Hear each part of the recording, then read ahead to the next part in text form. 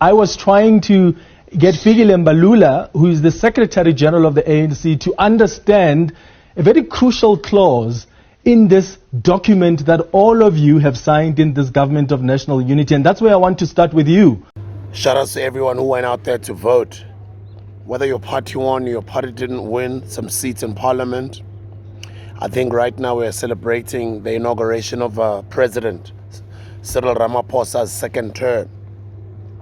My disclaimer is that I don't know much about politics, but I do follow politics, and I'm a citizen of this country for some 40-something odd years, and I'm always interested to know about the future of the country because I'm a patriotic South African and I care about the future of my children. So every time I have to follow politics, educate myself, be in the know, inform myself, follow people that educate me, and follow current affairs because I'm also a public figure and I'm also on radio. So all the time I gotta inform myself. Now, the brand new, it's been about 2 weeks, the whole country has been well, the whole world pretty much, even South Africans that are staying overseas we've been talking about the Government of National Unity.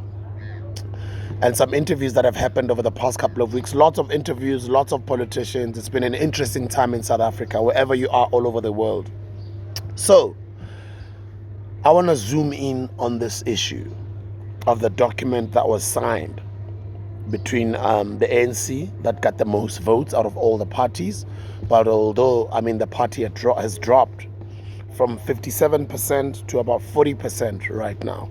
And the DA also did well, 20-something% or so, and the formation of the new Government of National Unity.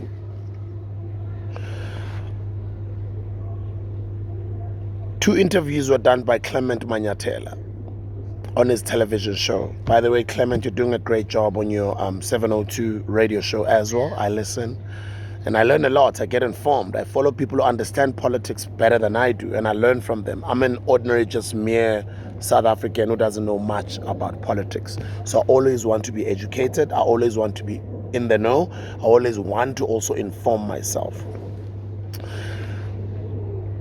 Helen Zille did an interview with Clement Manyathela.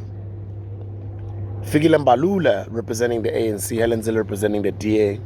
Fikile Mbalula did, who's a SG of the ANC, did an interview with a South African television show with a South African host, Clement Manyathela, as I've already mentioned, that he's got a brilliant radio show as well that informs us a lot about what's going on in politics. And after the reports that the Patriotic Alliance, under the leadership of Mr. Gayton Mackenzie, has just been invited to the GNU, we had stories that Mama Helen Zille came out and said, how could they have invited the Patriotic Alliance without their knowledge, without the DA's knowledge, after signing the agreement, the GNU?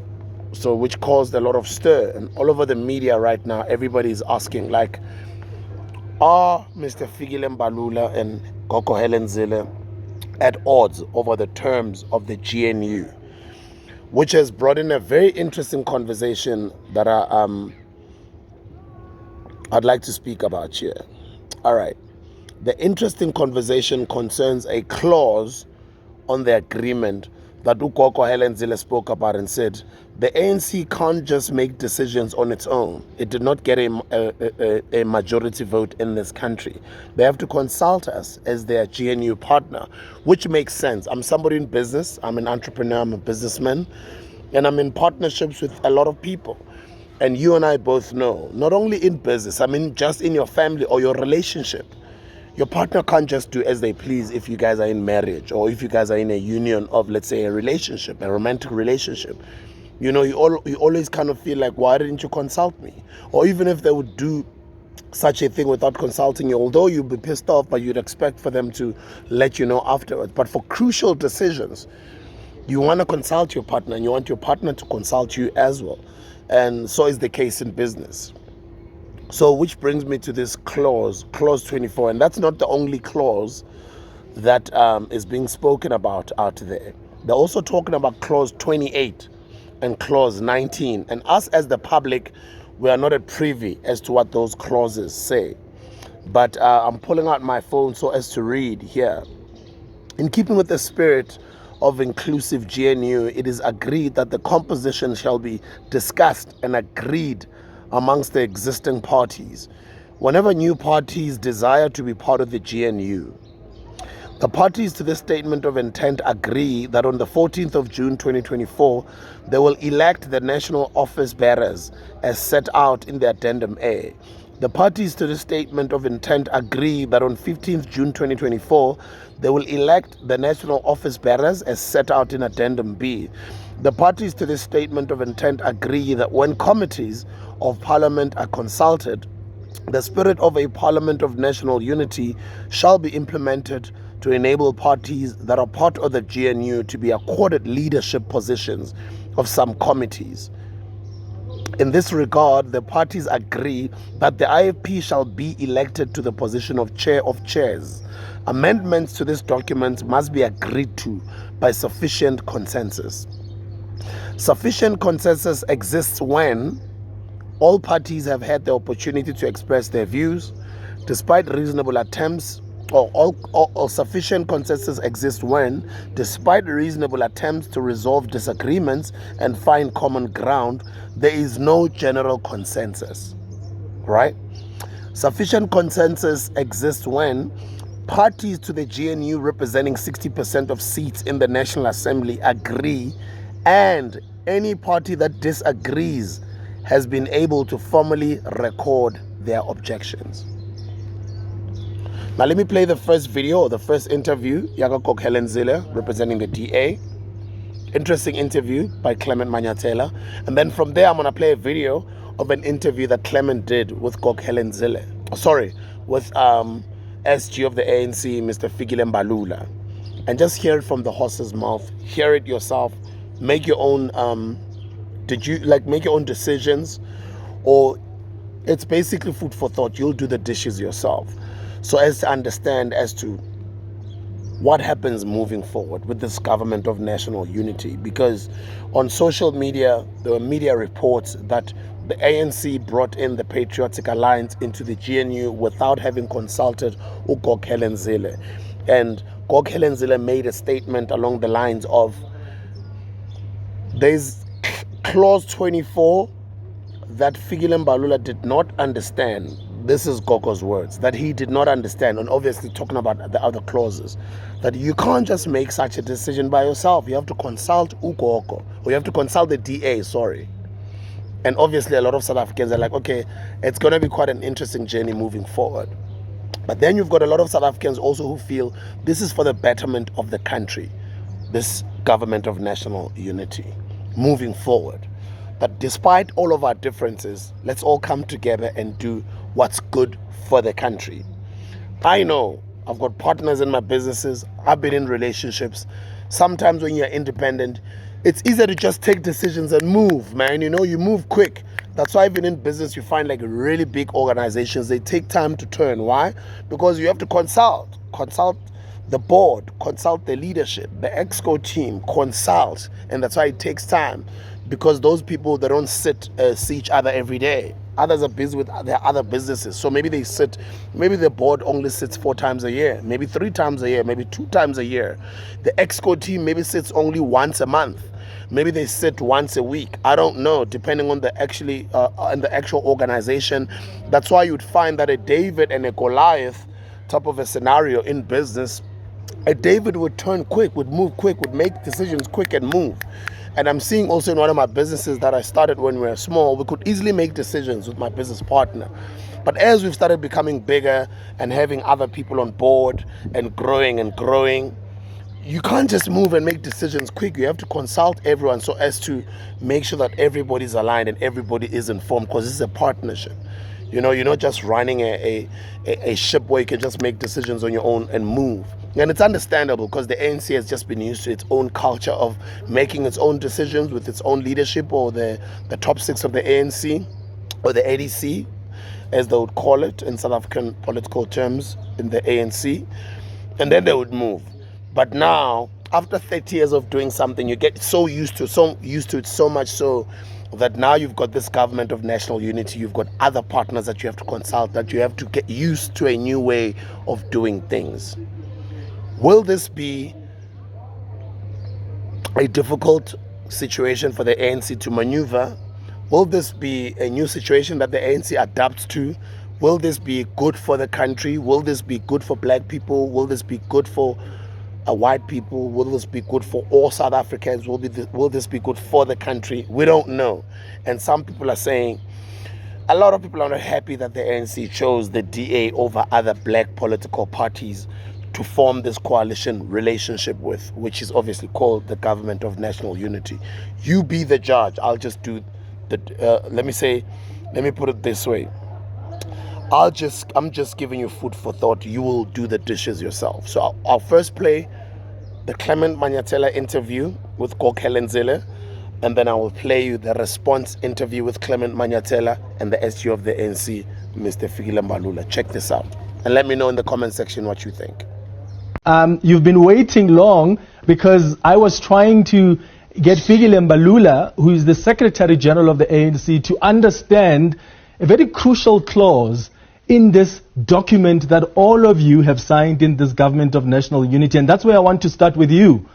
The deadlock requires that there's sufficient consensus. When there's a deadlock reached, sufficient consensus means 60% of the parties that represent seats in the National Assembly have got to agree. Fikile Mbalula doesn't necessarily seem so. How do you interpret it as someone who was negotiating? Clement, it's not parties with 60% of seats in the National Assembly. It's 60% of seats in the Government of National Unity. Mm-hmm. And so I interpret it the way you interpret it with Fikile when you were talking to him. It is all the parties who are in the Government of National Unity must reach consensus. Alternatively, 60% must. Yeah. Not 60% of parties, but 60% of parties. Let me just quickly read it to you. Parties to the GNU representing 60% of seats in the National Assembly. So they've got to be, first of all, be parties to the Government of National Unity. Yeah. And then those parties have to represent 60% of the seats in the National Assembly.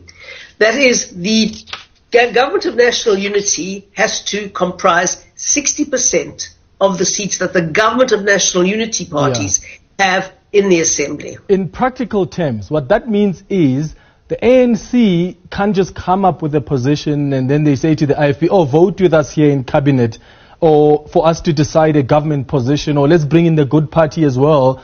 Ultimately, they're still going to need the DA because you're bringing in about 20% of support, and you carry weight in that Government of National Unity. Is there ever going to be a point where the ANC is able to pass through a resolution, let's say in cabinet or about the executive, without you giving it the green light as the Democratic Alliance? Clement, we will represent at least 30% of the seats in the Government of National Unity, not 20, 30. The ANC will represent at least 60% of the Government of National Unity, but you have to do it looking at all the parties that are going to be in the Government of National Unity. Yeah. And it's only the parties in the Government of National Unity, so we're going to have 30% of, for example, all the seats if they do it by proportional representation and take the electoral results into account, which we've got there. But you're absolutely right. Without the Democratic Alliance, the ANC can't reach 60% of the seats in the National Assembly occupied by the Government of National Unity parties. It's complex, but you are right. And if the ANC then brings in parties like the IFP and the Good Party and the PA and the PAC, who have now signed this document as well, do they reach that 60%? No, let me say this, that the ANC can't bring people in that they feel like bringing in. This is another thing that Fikile doesn't seem to understand. Because it says that in keeping with the spirit of an inclusive GNU, it is agreed that the composition shall be discussed and agreed amongst the existing parties whenever new parties decide to be part of the GNU. Now, agreed means by sufficient consensus. So it's not the ANC that gets to invite everybody, as Fikile seems to think. He keeps on actually making public statements about this one's joined and that one's joined, but he must read clause 24 of the document that he signed. Hold on. So are you saying to me that even when the PA decides to join, the ANC has had to consult you and the other parties in the government of national unity before accepting any other party to come and join and sign that document? Absolutely. There are 3 founding members of this. It is ourselves, it is the ANC, and it is the IFP. And clause 24 says, in keeping with the spirit of an inclusive GNU, it is agreed that the composition shall be discussed and agreed amongst the existing parties whenever new parties desire to be part of the government of national unity. That's what it says in clause 24. So were you consulted about the PA or the PAC? We were consulted about the PAC, but not the PA. The PAC was raised in the negotiations. The PAC, Good, and the UDM were raised during the negotiations, but definitely not the PA. But, it's not about the PA per se, it's about the principle of this issue. They haven't consulted us, and the ANC must realize that they don't take all the decisions anymore. They didn't win the election. So what does that mean now? Will you be taking it up with the African National Congress? I have. I've written to Fikile and Mbalula. I wish we'd been on together. I would have had a little bit of a... Reach that decision. So when you say decision by cabinet, how do we reach it? Is it when you say, all right, 60% of us agree here? So that means that qualifies as a decision of cabinet. That is the threshold we're actually talking about in terms of, it's a concession in this particular instance. And what it means is that 60% of political parties in the GNU will arrive at a decision and use sufficient consensus as a deadlock breaking mechanism should any of such arise. Yes, and that's the point I'm making, that for it to be a decision, 60%, if there's no consensus, have to agree to that. You don't have that 60% with the IFP, the Good Party, the PAC. You need the DA to rubber stamp every time that there's a deadlock. For there to be 60% consensus, you need the DA to rubber stamp that. Without their numbers, you can't have a legitimate decision that you say this is a result of sufficient consensus. No, it is incorrect. Cabinet does not function on the basis outside the realm of the constitutional prescript. And the question of goodwill in terms of functioning and smooth functioning and putting together the GNU government, it means where there are contradictions and issues that need to be resolved will be resolved by sufficient consensus. And in this particular instance, it does not mean that in the normal functioning of cabinet, from the point of view of how the executive has to function, it ceases to operate. We are talking about the concession in relation to how you break a deadlock, should there be any, where decisions have got to be taken. Okay, let's be practical as my last question, because I want us to be clear and understand you well here. If, as the government of the government of national unity, you're working on a statement, you're discussing what's happening in the Middle East, you believe as the ANC that you must characterize as cabinet what's happening in the Middle East as genocide. The Democratic Alliance, with their 20% in that cabinet, say we don't agree with that. That's a deadlock, right? So for the president to come out and say, this is an approved cabinet decision and I'm communicating it, when there has been a deadlock where the ANC says it's a genocide in the Middle East, the DA says it is not. Are you saying that even when the DA has said no with their 40%, the president can still come out and take that decision as sufficient and having been agreed by the collective, and it's still a legitimate decision that is reached to after consensus? We are not talking about a negotiated political settlement here. We have long moved out of that. This is a GNU with special characteristics, where in which we talk about the normal operation and functioning of government, which in itself is not hamstrung by the fact that for every cabinet member and decision to be taken, it will at all material times be subjected to disagreement. So the question is, should that actually arise, determined by the number of political parties that are there that participate? We have then put the question of sufficient consensus to arrive at the decision. I agree with you, which is why in the beginning I didn't say every single cabinet decision. Of course, let's say 80% or 90% of the times you guys are going to agree. But the reality is there are policy differences, which is why I'm using the national minimum wage for a reason. I'm using the war in the Middle East for a reason, because that's where you don't see eye to eye. So in that 1 or 5% where you have fundamental differences in policy, how do you deal with it? That's the minimum wage cannot be reversed. Yeah, but that's it. I'm saying, what if you want to increase it by 1 rand? The DA doesn't believe in that. The question is, there is no party that has got the veto power within the government of national unity. So for us to agree, it means that we put a threshold not of a single party. You must understand the 60% how it operates. Start with 50%, which would have included, if it was a grand coalition, 2 parties. Mm-hmm. But the fact that we have broadened that, reflective of the parties that are in the National Assembly to participate in the GNU, you have then raised the threshold to 60%. So it means of those parties that participate, that will determine broadly a bigger decision that needs to be taken within government. And you as the ANC with 40%, let's say you've got the IFP, the DA, the PAC, the Good Party, that still doesn't give you 50%, does it? You need the DA. That's the point I'm trying to make.